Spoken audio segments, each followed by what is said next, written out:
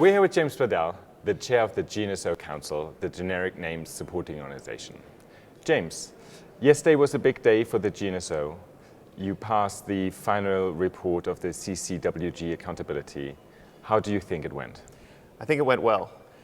It may have looked a little tedious from the floor, but it was important for us to conduct an individual vote on some of the recommendations. The GNSO, as you're aware, has a very large and diverse organization with a wide spectrum of stakeholders. And so it was important for us to capture all of those views in our approval. But ultimately, we agreed that this report should be accepted and submitted to the board. And some people say this is not the end, this is in fact the beginning. There is the so-called Workstream 2. How do you see that developing from here on out?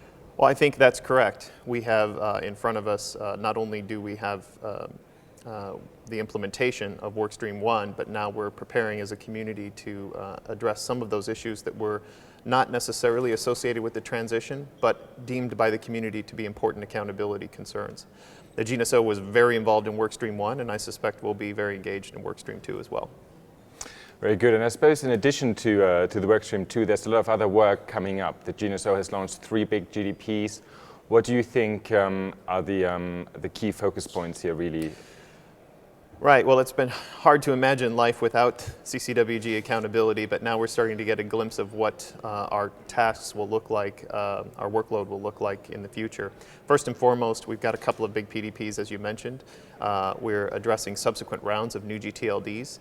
So we're trying to figure out what went right, what went wrong, and what changes, if any, need to be looked at for next round of new GTLD applications. We're also looking at RDS, which is better known as WHOIS, or at least a replacement, potential replacement for WHOIS. We're taking a top-to-bottom look at the registration data system, understanding the needs and the use for that data and how they've changed over the years, and whether or not that needs to be re-engineered. And then finally, we just kicked off yesterday a PDP on rights protection mechanisms in all GTLDs, including a UDRP. And my understanding is this is the first time anyone's reviewed the UDRP for its effectiveness.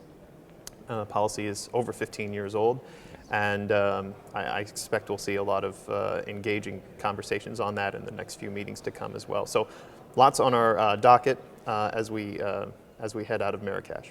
Yeah, it sounds like interesting and certainly busy times for you. Well, if you come to ICANN and you're not interested in new GTLDs, WHOIS, or intellectual property rights, I really have to wonder if you're at the right meeting, because those are the 3 big topics, and those are all 3 that we're taking on in the future.